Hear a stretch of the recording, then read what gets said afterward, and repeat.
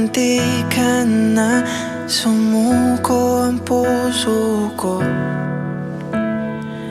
sa paulit-ulit na pagkakataon na nasaktan na bigo.